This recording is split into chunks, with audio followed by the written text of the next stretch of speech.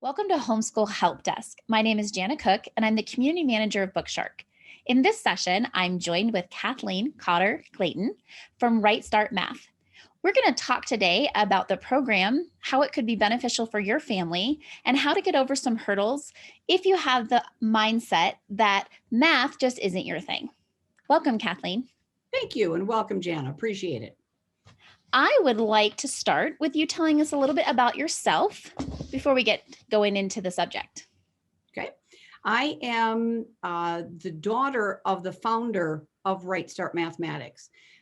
Dr. Cotter is, like I said, she's the one who developed the program. I do refer to her professionally as Dr. Cotter or Joan because it's just not the same when I say, well, my mom says so. So don't think that we're some kind of weird family. Again, so I'm the daughter. She actually started this curriculum when her son, my brother, was having difficulties in math. So I was like, I was probably about 10, well, maybe about 10 or 12 when she actually started with some of these ideas. A lot of the card games that we play were actually tested out on my sister and I. So especially summer times, we would sit and play the games because my brother has dyslexia and she wanted to make sure that the game was a good game before she would try it on my brother, because she always would tell us, if he learns something wrong, it'll be much harder for him to unlearn it. So we were the guinea pigs. I actually started with the company in the 1990s and then left for a couple years and then came back in the beginning of 2000 and have been with them ever since. And I do conventions. I manage the office. I'm the vice president of the company now. And I've started to write some books. I've written about 20 of the books, either co-authoring with Dr. Cotter or some are kind of my own thing. I'm kind of flavoring them based on her work. Well, so it sounds like it's a family business. Definitely. And you've been involved in it from its inception. So I think that you are the perfect fit to kind of talk to our audience about what RightStart Math is, its philosophy, and how it works. Well, RightStart Math, the whole thing, like I said, started because my brother was having difficulties in math. And both she and my father, her husband, are engineers, and they've got this kid who's struggling with math. And they said, there's got to be something different. There's no reason why he can't be learning this. And so she started to take what we normally do and said, this isn't working. We've got to do something different. And from there, that was actually the beginning of the RightStart program. So the whole thing developed out of need. She just didn't sit down one day and say, I think I'm going to make a math program. It was, I need to solve a problem. We can try. Oh, that didn't work so well. We'll try this. Oh, that works good. Well, what if I do this? Oh, that's even better. And so it developed out of need. Interesting to look at her background. She is an electrical engineer, so she knows how math is applied. She's a certified Montessori teacher, so she knows how those little ones are thinking. Then that's during her Montessori time is when she actually started with some of the things that she was doing. And then she went, back up. She was working with the Montessori and developing different things. And then she started to realize that we've still got to do something different. So she went back and she got her master's in curriculum instruction and taught grades 6, 7, and 8. And that was a real exciting time. And it was a very difficult time because that's where she said, these guys, they're not getting it. We've got to do something different.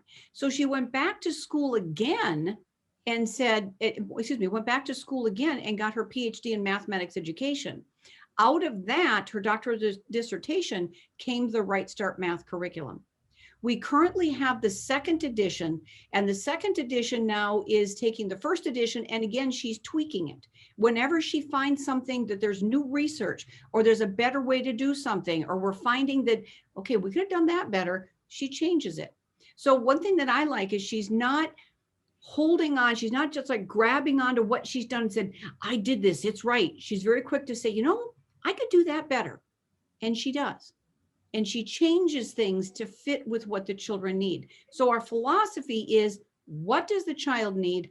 How can we do it better? How can we teach them to be the best that they can be? I think your mother's, Dr. Cotter's, philosophy of lifelong learning, Yes.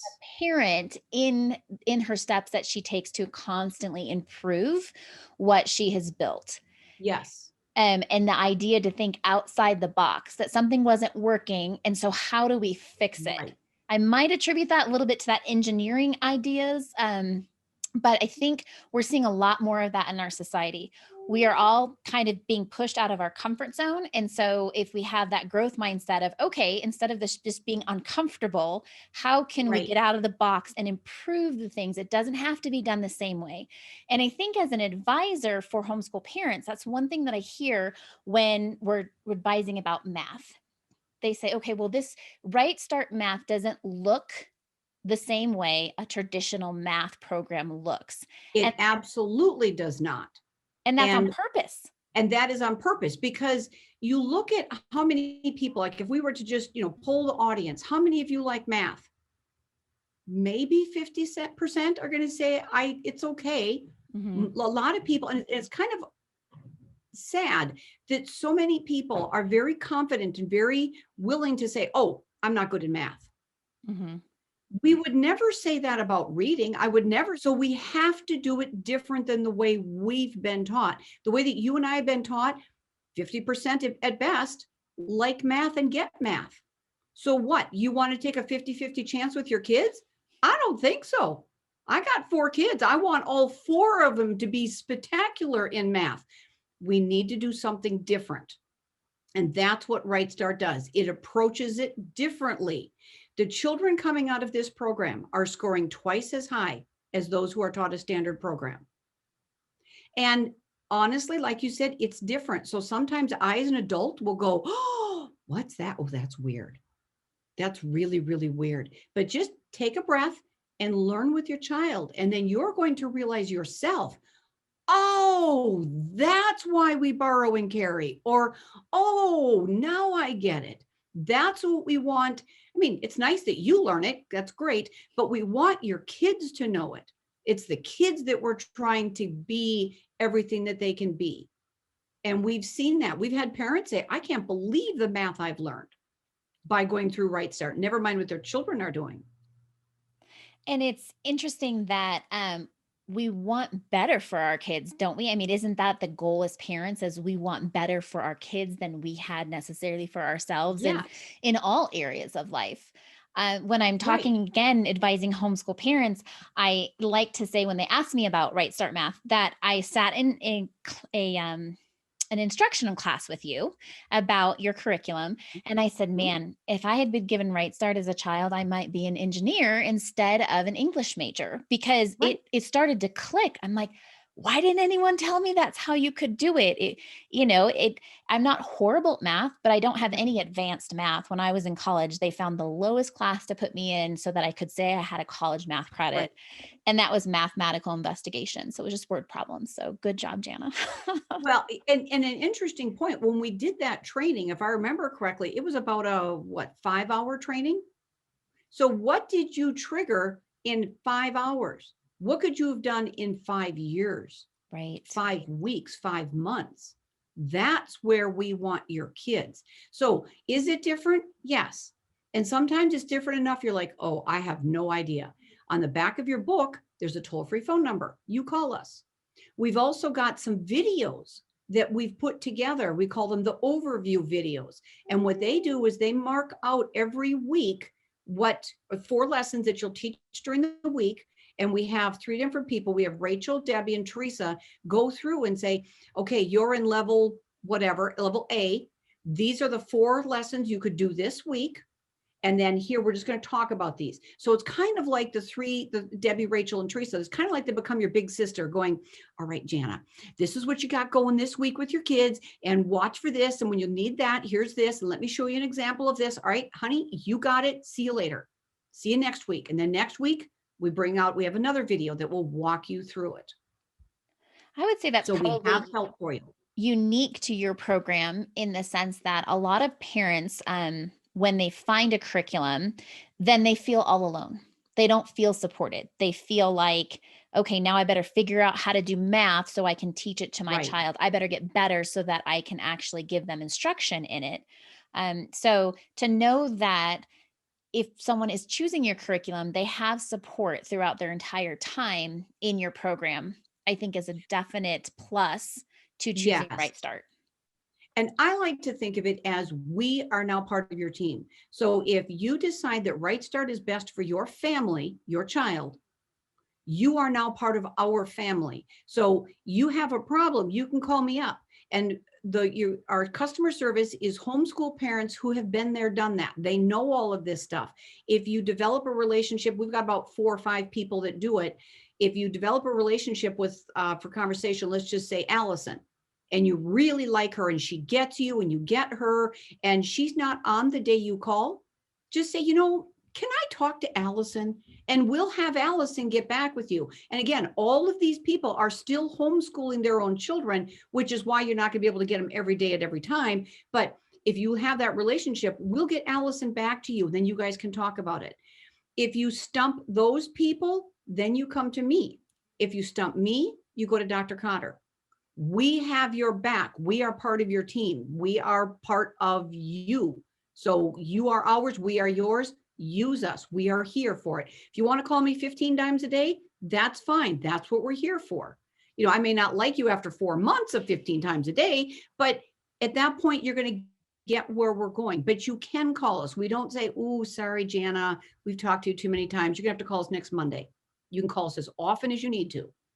Well, and how unusual, honestly, for any company to have their customer service actually be immersed in the product at the same time, right? That's not Yes. something that you normally see, not even necessarily in homeschool curriculums. Will you see that who you're speaking to on the phone is actually using the product and has real life experience with their children? Right. Yep. So, And that's funny that you say that, because to me, that's so logical. How else would you do it? I mean, how else would they know it? So to me, it's just kind of interesting that you're kind of saying, woohoo, and I'm going, what else would I do? It's kind of like, even those of you that have an opportunity to see us at a convention, all of those people have been using RightStart. Otherwise, they cannot be in the booth with us. So we make sure that they have used it, they get it, and they may not get your child, but they're going to get your situation and they'll be able to work with it. and as a homeschool parent myself, that's incredibly comforting. I don't want someone to just read off of a sheet because they've learned some information and Right. it's a question answer type of thing. Like, if it's A, then go to B and then give this answer. I want someone who's like, okay, yes, I understand where you're coming from, and I ran into that problem too, and this is how we fixed it. I love that, just the problem solving, that you're going to somebody who you know is going to be able to give you valuable information. And when you're dealing with math, I think that's Right. very important, because you miss one step and Yes. I'm constantly going over my daughter's math. I'm like, oh, see, if you miss this, then all underneath it is wrong too. And in math, if Right. it's wrong, it's wrong. There is Right. no talking your way out of it. So, Yes. Yes. And I agree. And the thing is we also don't just say, here's the final answer. You got it right or wrong. It's, okay, you got it wrong. Why did you get it wrong? Like, as our level, we have levels A through H. When you're done with H, you go to algebra. So A through F, A is kindergarten, F is kind of a 5th, 6th grade. And when you get to level G, then we give the manual to the students, the lesson book to the students. So they start teaching themselves. The parent still has the solution book, but the children have their own lesson book and they do the worksheets. And we've got some online classes for those level G and H kids. So again, they're still doing the work, but we have some teachers who facilitate it. But as I'm teaching those classes, I always tell the kids, okay, you got a wrong answer. Why did you get a wrong answer? Because if you don't figure out why you did it wrong, you will make that mistake again, I promise. But if you know that, oh, I forgot to square it, or I forgot to add this, or forgot to divide by 2, I found my error. Now I know what not to do next time. I know that's a weak link. I always forget to divide by 2. Well, nope, now I remember that. So kind of what you're saying is you want to go back and say, what is the problem? Where did I make the mistake? Where was my faulty thinking? So that next time I won't make that same mistake. Kathleen, you talked about the levels. So why don't you tell our audience how you would do a placement into your program with any child? Okay, very good question. Level A is our kindergarten. It's our brand new, never been used child. Maybe they've dabbled in numbers a little bit. We always like to ask, have they had a solid kindergarten foundation? Have they, solid kindergarten curriculum? Yes or no? Can they add numbers up to 10? If the answer is yes, they've had a solid program, yes, they can add up to 10, then they can probably graduate out of BA and go into B. I really do not care how old the child is. I don't care if they're a 4-year-old or if they're an 8-year-old. If they have not passed level A, they need to be in level A. Then we go into B. B is going to be a kind of a first, second with a little bit of third grade in there. And that will be doing your addition, and up to 4-digit addition on paper. Level C is going to do subtraction, start multiplication. What is multiplication? I don't have to be really, really good in it, but I'm going to get some ideas. What is multiplication? Little bit of fractions. Level D, again, is kind of a third grade with a lot of fourth and some fifth in there. Again, don't get hung up on grades. I want to know where the child's at. Level D is going to do multiplication. It's going to do a whole lot more, but that kind of the main focus is multiplication, a little bit of division, a little bit of fractions. E is going to do more fractions and division. F is going to do higher level fractions. And then G and H basically take what they've learned in elementary, addition, subtraction, multiplication, division, fractions, percents, decimals, and then we're going to apply it in G and H. H actually gets into some really cool stuff. The kids right now in class just got done learning trigonometry. When I learned trig, it was in college. It was something that they developed to torture me. They did a delicious job. It was horrible, absolutely horrible. I had no idea what trig was for. And then I saw it in level H and went, what? Oh, that's like really super awesome. And it's part of it is the way that, well, most of it is the way that we present it and then we apply it so we can see what the use is for it. And it's just fun to watch the children learn, well, and myself too, to see what we learn with it. So how to place a child, we have some placement tests on our website, and I think you guys do too, right, Jana? Yep, you can go to bookshark.com. Yep, and put a place. We have a placement for you guys. Yep. So we have that placement there. If you go through the placement and you're still thinking, should we be a C or a D? Call us or call Bookshark. Again, if you want to call us, I have absolutely no problem with you calling us, talking with us, and then going back and placing it with Bookshark. That's the point. We're perfectly fine with that. So don't think, well, they help me out. No, go to Bookshark, place your order. That's what you're going to do. But then you've got all your orders in one spot. It makes perfect sense. We've got a history. So order through them. Even if you come to us for different things or look at our website, go back and order it with Bookshark. But you can call us, should it be a C? Should it be a D? And we can kind of go through. One question that I like to ask sometimes, if I've got someone who's really right between two levels, is I like to ask, is the child interested in math? Do they like math? Because if they hate math, capital blinking letters, I'd put them back a year. I put them back a level, because then it's kind of like putting them in the shallow end of the pool. We can kind of swim around in it, get used to it, get our face wet before I throw them in the deep end. But if they're liking math, they're confident, they're willing to take a risk, they're willing to take some challenges, then go ahead and put them in the deep end of the pool, put them in the slightly more advanced one. Again, this is only if they're just right between the two, because those kids are willing to take that risk and go beyond. So you talked about how you present math. So give our audience maybe a little quick course on how RightStart presents math that is different from a traditional brick and mortar, this is how we've always done it kind of math program. Very good question. We use an abacus to give the children a visual idea of their math. And I've got one here, and I think you can still see it in the screen. I'll leave it here so you can see it. We use an abacus. If you noticed, they're grouped in fives. So when I put this number on, actually I've got it backwards, sorry, I'm so used to doing this upside down. When I put this here, you could quickly see that I have 5 and 3 and 2 more. So you can see that it's 7. I don't have to count that it's 7. Mm-hmm. So this would be how many? 9. 9. You don't have to count. You can see Right. I've got 5 and 4 more is 9. Now, once I recognize the numbers, I can start to do things like 4 plus 3 equals, oh, I've seen that before, it's 7. Mm-hmm.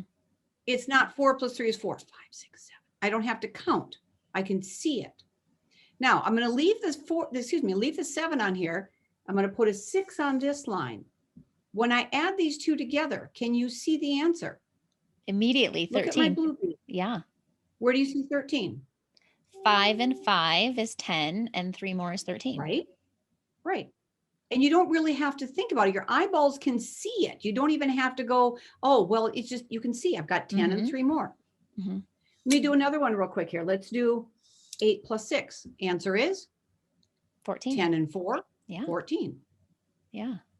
So humans are visual thinkers. We're not necessarily visual learners, but we're visual thinkers. Mm.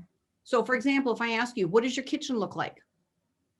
You see it. You don't have to go, just a second, I'll be right back. You know, you can see it. You know what it looks like. Same thing here. So if I asked a child what 8 plus 6 is, I will see this once I've done it enough.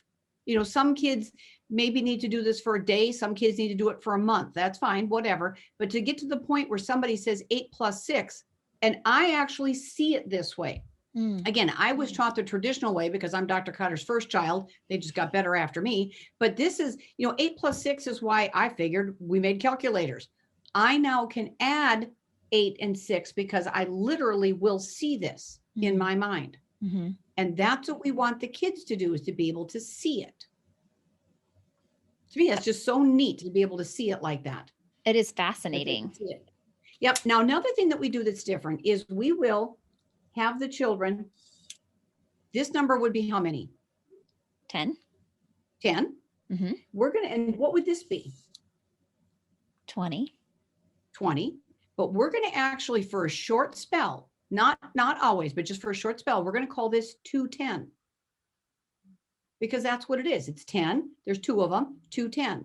Now, its real name is 20s. You're not going to be the weird, freaky people. We're going to come back to calling it 20, but for a short spell, we're going to call this 210. So this would be, say it the math way, 310. 310. So this would be 310.6. Now, where this becomes handy with this math way of saying the numbers, if I may go backwards, if I know that 4 plus 3 equals 7, what do you think 410 plus 310 is? What do I have? I have 5 and 2 more. I have 710. 4 plus 3 is 7. 410 plus 310 is 710. So what do you think 400 plus 300 is? It'd be 700. And what's 4,000 plus 3,000? 7,000. What's 4 million plus 3 million? You have a pattern. But well, actually, I'm going to tell you real quick, a quick story about my son. When he was little one time, he knew the math way of saying the numbers. And he said, well, Mama, what's 4 infinity plus 3 infinity? 7 infinity, don't tell the other kids. Because he got the idea of the pattern. But so often in our language, when we say 30 plus 40 is 70, there's really not a lot of patterns, pretty muddy. So if there's not a pattern in the 40 plus 30, why would there be in the hundreds? When in fact, it's just the numbers from 11 to 99 that we have all confused because of our language. So we have the children actually become bilingual, and they learn that the other name for 37 is 310.7. 49 is also 410.9. So that I can start to help them understand the way the numbers are put together. Now, like I said, your kids are not going to be doing this forever. They're not going to go off to college going, hey, Mom, I need $610. You know, they're going to come back to saying I'll need 60. They know their numbers. You know, speed limit is 55, but they know this, but they know that 55 is not just a word. It means it's 5, 10, 5. When my older son was about, I think he was about 3.5 or 4 years old, he knew the math way of saying the numbers. And we were driving one time and it was dark. So the speedometers lit up and it was, old fashioned one with didn't have the numbers, but I had the thing. And Jonathan looked at the speed limit, which said 55. And he looked at the speedometer and said, Mommy, Daddy's going too fast. I said, well, how do you know that? And he said, well, the speed limit is 5:10.5. Daddy's going 6:10. And he was right. Daddy was speeding. But see, he knew the way the numbers went together. Would he know that 55 is less than, or 60 is less than, excuse me, I'm saying it backwards. Would he know that 60 is more than 55? Maybe, maybe not. Mm-hmm. So we say the numbers differently, but there's a reason for it. It shows the children how the numbers are put together.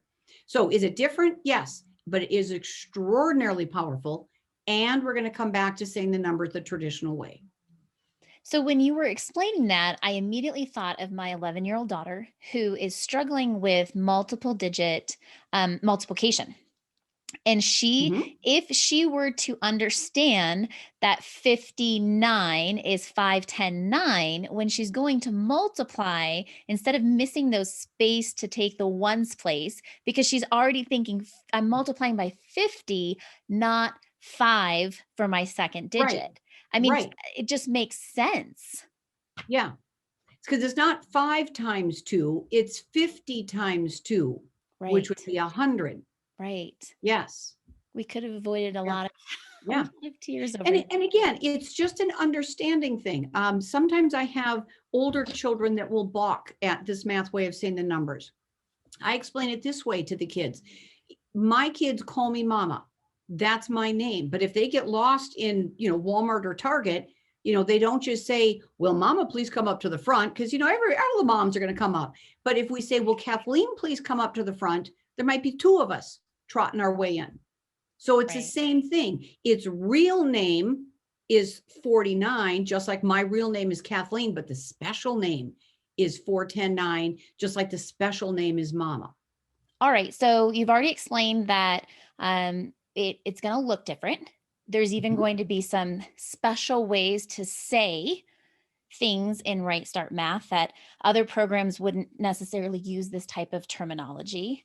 Let's talk about workload. As a homeschool parent and I was homeschooled as a child, sometimes it's hard for parents to understand that if something doesn't take the dedicated 45 minutes to an hour time slot that they're traditionally used to being either in school or that's how they did it. So when we think about RightStart and the workload, can you go ahead and explain to parents what that's going to possibly look like day to day as they move through your levels? Good question. All of our lessons start out with, here's your objectives. If it says I'm going to introduce something, there's going to be errors. If it says I'm going to master something, we should have minimal, if no errors. So pay attention to the verb that's used with your objectives. So now you know what we're teaching for the day. Then it'll tell you materials. And then it'll start out with your activities. It'll have all the activities. When we want you to say something, it's going to say, blah, blah, blah.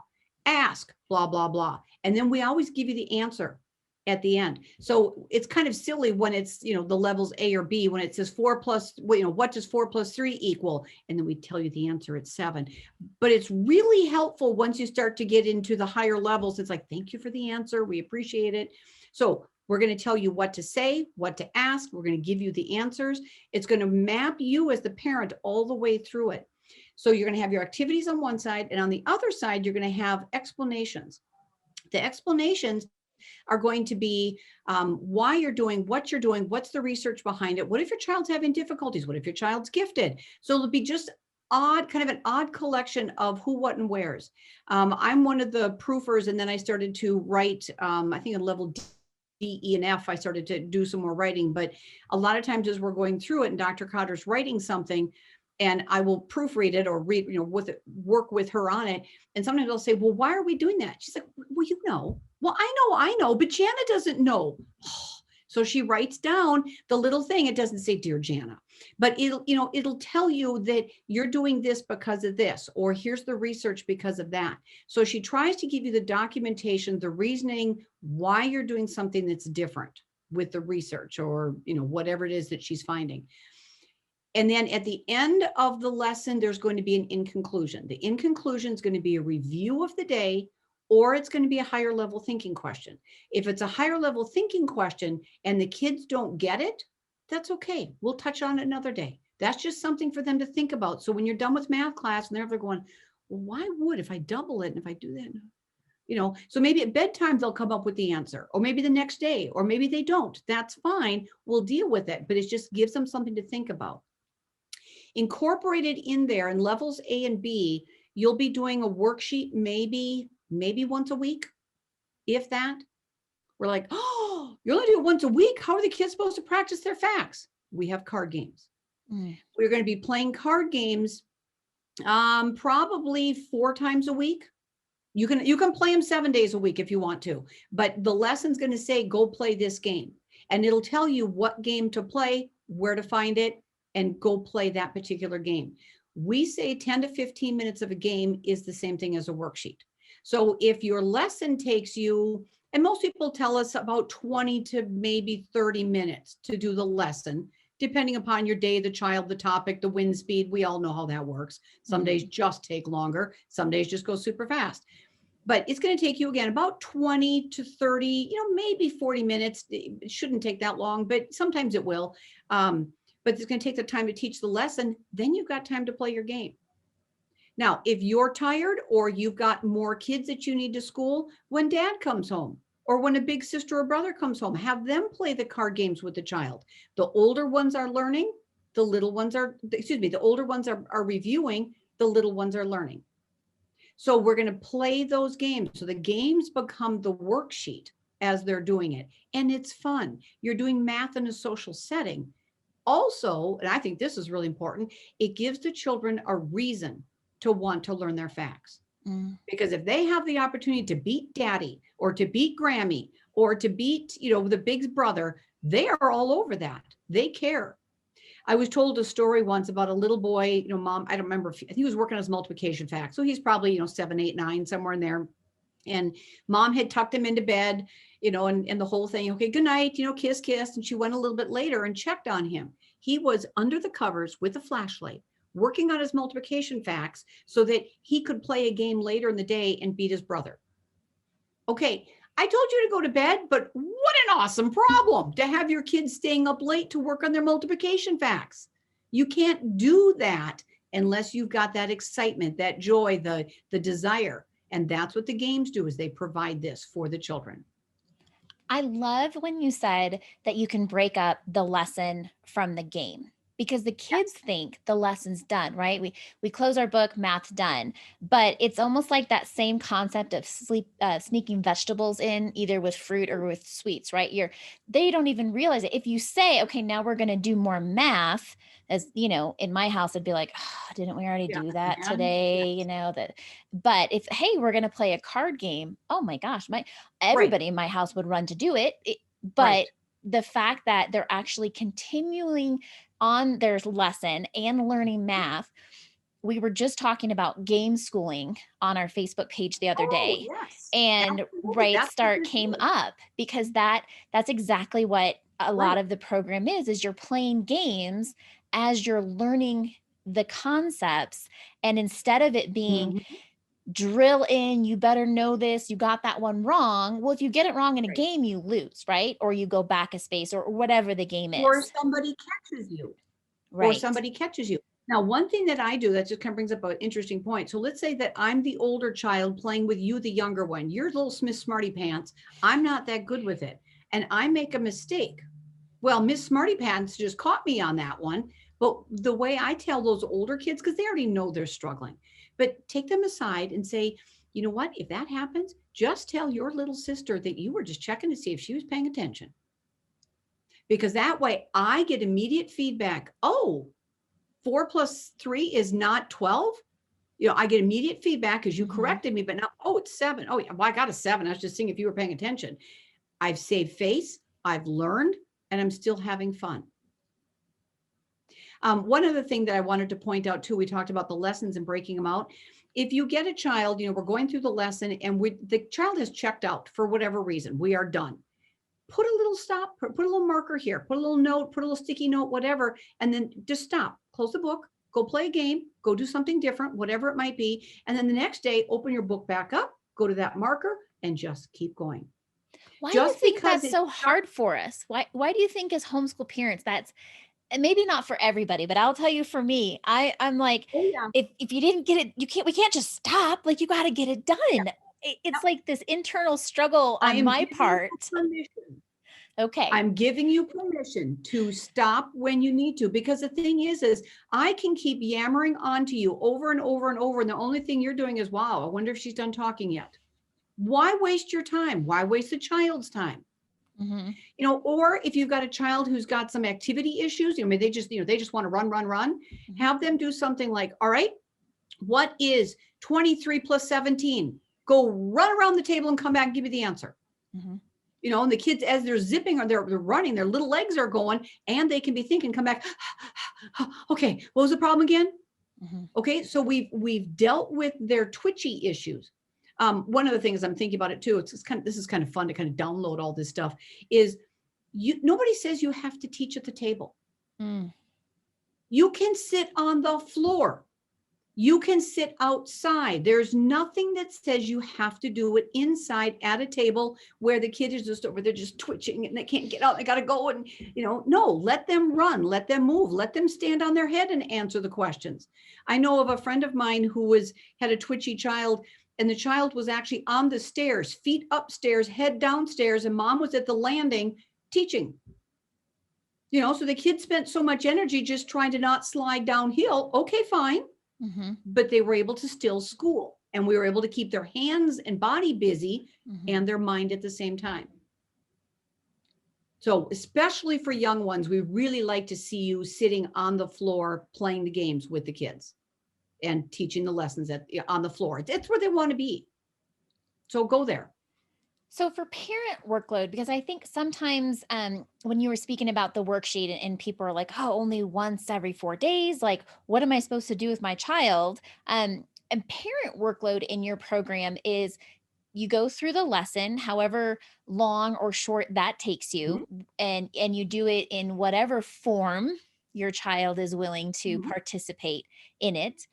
So it's not, I hear so many times people say, oh, well, this program is heavy on the parent interaction, as opposed to being, okay, here's your concept. Now go do your worksheet. And then when you've gotten half of it wrong and I have to go over it with you anyways, and so now you've taken even more of my time, I can simply and quickly go over the lesson, and mm-hmm. then we can stop and then either play a game immediately or move on and then come back and play a game. So really, comparatively, I think when I hear that complaint possibly again, I'll be able to quickly correct their thinking and say, I would have you look at this a little bit closer, because I don't think it's as much involvement as you're making it out to be. Right. There used to be in our first edition, which you can get in a few situations. Most people have switched over to the second edition. In the first edition, there was a bit of a complaint that there's things in the back that you may have to photocopy, cut out.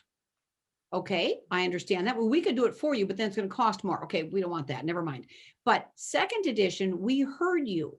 And as a quick side note, we do all of our own printing in-house. So we are very quick to adapt to fit a change. There's a better way to do something, we adapt it immediately. We also have our corrections online. So if there's something where we did make a mistake, we have that on there. But with second edition, we heard you and we said, okay, anything that needs to be photocopied, here it is. So we call it the appendix packet. So if it's something in the appendix page that you don't need to photocopy and cut out, it's not in the appendix packet, because you can just flip to the back of the book, go to the appendix page, and there it is. But if it's something you need to photocopy, we've done that for you. I realize you have a photocopier, most people do, but we've done it for you. It's one less thing to have to go, oh, where's the paper? And oh, they want it with cardstock. Oh, they want 3 different colors. We've done it all for you. So we try to make it as easy as we can for you. When there is situations where you have to cut things out, or maybe you have to prepare a little something, it's not much usually. At the end of the lesson, flip to the next page and look and see, what are my materials? Oh, I have to go to appendix page. Oh, I've got to cut out, appendix page 5. And that's something you can do in the evening while the kids are in bed. As you're talking with your spouse, there's no reason why you can't just do that real quick, or have the older kids do it. So there Okay. really isn't a lot of prep time. Most people, once they become comfortable, and when I say that, that's anywhere from usually a couple days to maybe a couple weeks, will just open the book. They'll look at it and say, okay, honey, grab the abacus. Oh, we need the math balance. Oh, color tiles. Yeah, we're good. Okay. And start teaching. And basically you just follow along, do what it says, read what it says. Good. Well, I think that will help put some parents at ease as they're looking at, anytime you're shipped curriculum and it's a big box, anything new is overwhelming. Right. And so that's a great explanation. What about if you've had parents call up or talk to you about your program? Here are some questions that I think would come immediately to mind. Does it align with Common Core?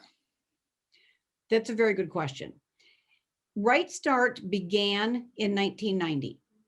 Actually, I should bet with the mid 1990s. It became available to homeschoolers in 2001. Common Core did not exist. That was our first edition in 2001. That meets Common Core. Now, we did not write it for Common Core. We wrote it because we want to teach the children. So when we did second edition, we looked at it and said, okay, we're going to do what we've been doing. Does it meet Common Core? Yes, but we wrote it for the child so that we can teach the child. So when you look at, does it meet Common Core? So if you want it to, yes, it does. If you don't want it to, and you don't want to do something that's Common Core, then you're going to have to not do some of the lessons.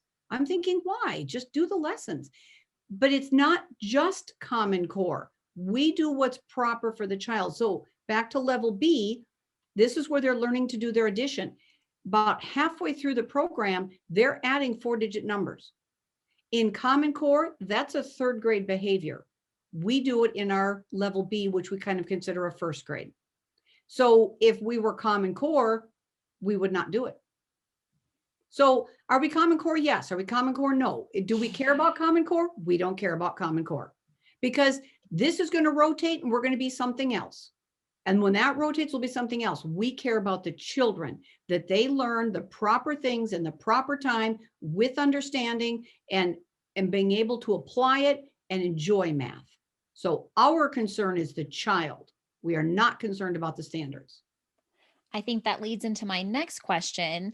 When parents are concerned, if they use your program, are they guaranteed?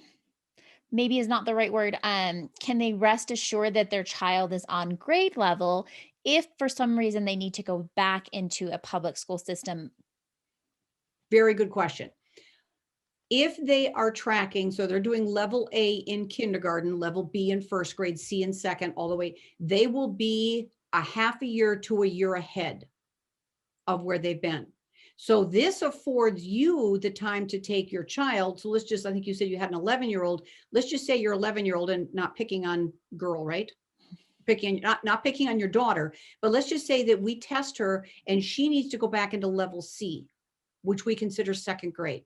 Now, by the way, it's level C because she's cute. It's level D because she's darling. It's level E because she's excellent. It's not because, oh my goodness, we're going to do second grade work, you poor dim child. Mm-hmm. So with the grades, the letters are chosen to mask the grades because, again, I want to know what's best for your daughter. So let's just say that she's on task and she's doing kindergarten and A in kindergarten, B1, C2, and you have to, for whatever reason, go back into the school system or choose to, or whatever, you're back in the school system, she will be ahead. So even if you're running a year behind, so let's just take your 11-year-old, we put her back into C, so 11-year-old should be what, about sixth grade? Mm-hmm. Okay, so we put her in level C, which would be second grade, but it's got a lot of third and some fourth. And she's supposed to be in sixth. So what I would do in that case is I would do level D and I would actually work through the summer. Let's do this, dear. And each level, except level, well, most of the levels are about 140 lessons. We have 180 school days. So with some diligence and some hard work, there is no reason why we can't catch your daughter up in probably, I'm going to say maybe 2 years. We'll have her back to where she should be. Okay. Now, let's just say that we take your 11-year-old and she's 6th grade, so she'll be starting algebra in 3 or 2 years, depending. And we do level C, D, E, F. And she doesn't have time because now she's an 8th grader going into algebra. She's finishing with F. It's not ideal, but it is very doable to go from level F to high school algebra and not do G and H. It's not somewhere where we want the kids to go, but if she has run out of time, I would rather she skip G and H, go from level F into high school algebra, and now she's right on task with her peers. So there's ways to adapt it. Go ahead. The heart of the program is really to capture where your child is and Yes. where they have a solid foundation. Yes. In math. And we actually have a new book. We have a tutoring series that's just going to be coming out. It'll be in about a month from now. We'll start to see them. But they are tutoring books. So they are for a child, let's just say your daughter, she's doing okay, but you know there's some holes. You can take these tutoring books and just do that topic. We have a new one's coming out called, well, actually they're all new, but it's going to be called RightStart Tutoring Number Sense. And that's going to start with, what are the numbers? How do these go together? How do I do my addition, subtraction? Why do I borrow and carry? I don't get this. That's number sense. We have one called fractions. So it basically takes you from what's a fraction all the way to dividing fractions. Again, it's not a full curriculum. It's just a tutoring intended to kind of fill some of those holes that might be happening. We've got another one for money. We have another one for clocks. And they're all game-based. All of these will play a game every day. The number sense one has no worksheets. Now, you're going to be writing things down and doing them, but there's no worksheets to take an 11-year-old backwards and let's just kick her while she's down. We're not doing that. We're saying, here, let's go do this. Let's play a game. Let's practice it this way. Same thing with the fractions. The fractions has, I think it's like 18, 17 worksheets, but they're not worksheets like drill. They're more worksheets where you're exploring. And the clocks and the money have no worksheets. It's all game-based. So it's an application for what they're learning. Well, what a wonderful product, because I do know that for parents who have been pandemics homeschooling, if you will, they're themselves seeing the holes and the gaps in their child's learning that they were unaware of. So to know that there are some resources that, okay, maybe we don't need to go all the way back to C, but we could fill in some holes. This product sounds like it's an excellent way to do that, especially if you're doing it in the summer, because you are playing games. Right. So they don't have to feel like, I never get a break from math. My mom always makes me do math. Right. No, we're just playing games. And again, too, this, like I had said initially, this is what my sister and I did every summer. Every day we got up, we had breakfast, we played a couple games, and then we went out and, whatever, rode our horses, went swimming, whatever you do during the summertime. But every day we played games. And all of us, including my brother, who had challenges when this whole thing started, we are all very good in math. Both my sister and brother are engineers. I'm the oddball. I'm the only one in the family who's not an engineer. I would have made a dandy engineer, but I didn't. So, but we're all very good in math. And I attribute a lot of that to we had the joy, we had the fun of math. We learned to play with it. I think that falls into the very idea of the natural approach, right? Whether it's literature-based learning or it's gaming in math, it's just a natural way to learn something that doesn't feel like drudgery. Right. Exactly. We bring the fun into it. I mean, there's nothing more fun than watching your kids playing a game and falling over laughing. They're having so much fun with it. That's what we want. That's what math should be. It's something that was given to us as humans. It's a joyful thing. It's a happy thing. It's an exciting thing. And we need to give that to our kids. Well, I hope our listeners, when they walk away, just remember you saying that math is a joyful thing. Yes. Because I think that would be if you were to poll most people, I don't think that joy and math tend to be synonymous. Right. But I would. It should be. It's there. It is. It was given to us as humans. There's actually a department in your brain, a compartment that's just math related. There's no English part of your brain or literature But there is a math. So our brains, we have the capability to do it. Now we just make sure that we teach it to the children so that they can develop and be the best that they can be and enjoy it. It may not be their absolute most favorite subject, but I want it to be so that if a child says, Mama, I want to be a veterinarian. Okay. Instead of saying, well, I'd really like to be a veterinarian, but there's a lot of math. Mm-hmm. I'm going to go do something different. Well, that's sad. Right. That's what we need. We need our kids to be better than we are. They got a lot of things they got to solve. So we need them to be better. Math is part of that. There's very few professions that doesn't require math.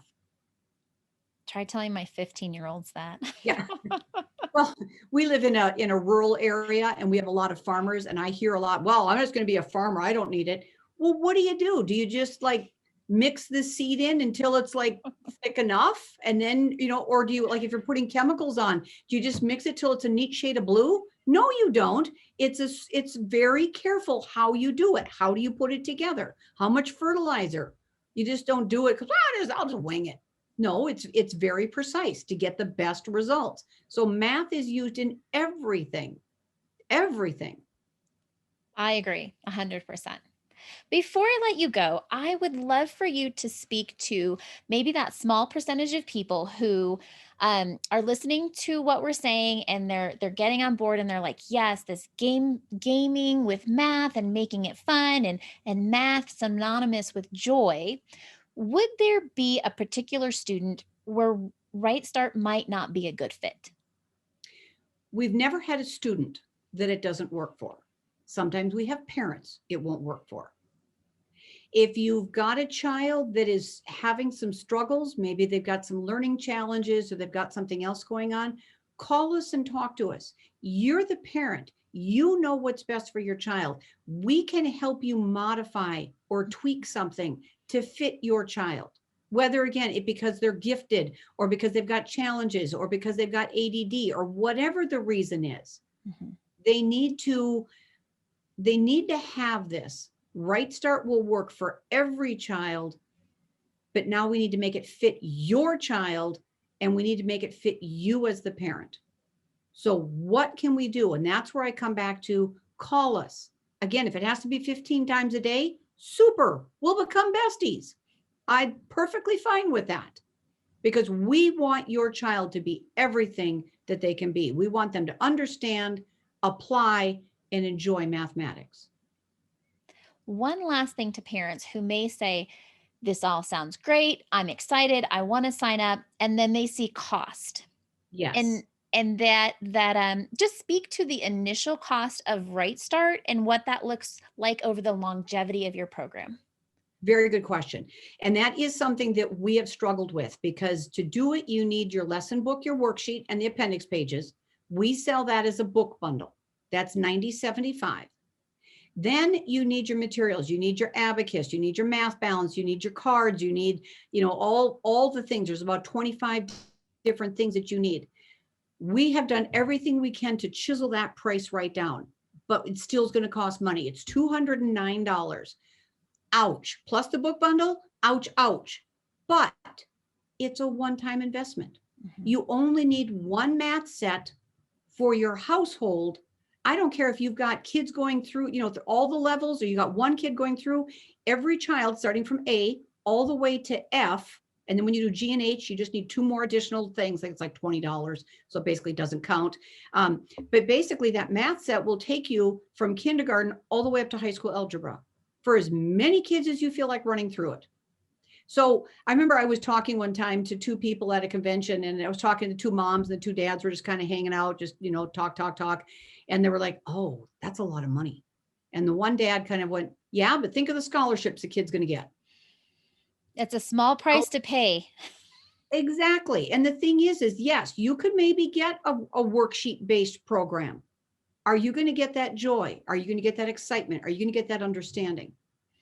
This program, remember, is developed by an engineer and a Montessorian. So she knows how your little ones are thinking. She's taught grades 6, 7, and 8, and she's got that PhD. She knows what needs to be done. We have chosen these manipulatives very carefully so that it's the best that we can do. We keep our costs. And actually, we're holding our costs again this year. You know, we got some issues going on, but we think we'll be able to kind of work those prices down to hold it and keep it, because we want your kids to have this ability. We don't want money to be a factor. We want this to look at it and say, okay, I'm going to bite the bullet. I'm going to invest, but then the next year's all you need is your next book bundle. And if you've got multiple kids coming up, once you have the book bundle, all you need is the worksheet. So it becomes, it's that initial investment, and then after that, it'll just kind of glide its way through. Well, hopefully that will put parents' mind at ease when they're considering what math curriculum to put their child in, that for an initial cost, that it will run the longevity of your program for multiple children. So that does make it a much more reasonable amount when parents look at those costs. Kathleen, I want to thank you. Thank you for being here. Thank you. I'm going to add in one more quick thing regarding the cost. I just want to add this in. For those of you, especially if you're a pandemic homeschooler and you know you're only going to do this for a year or two, or maybe just even a year, our materials, our books and materials have a very high resale value. So you can put them and sell them online and get a good chunk of your money back, because people are always looking for, well, can somebody have it less expensive? So keep that in mind, that you will be able to sell it. You know, even if you go long-term, when you're done, sell it. We're perfectly fine with that. And you're more than welcome to even sell it on our website. You know, I don't know how Bookshark does it, but we are fine with that, because again, we want these children to have that ability to learn their math and love it. And I think the heart and the mission of your program is very evident, not only through how you're talking, but the philosophy behind the program and the constant looking at how things can be done better. You guys, like I said in the beginning, it falls right into that growth mindset, that lifelong learning. And if you want your child to learn math from someone who has that kind of perspective, so that it overflows out of them down into your children, so that they can receive the idea of math equaling joy, I think the job is well done. So thank you very much. Good. Well, thank you. Thank you so much for having me, Jana. I appreciate it. Thank you guys for joining our session. We look forward to the next one.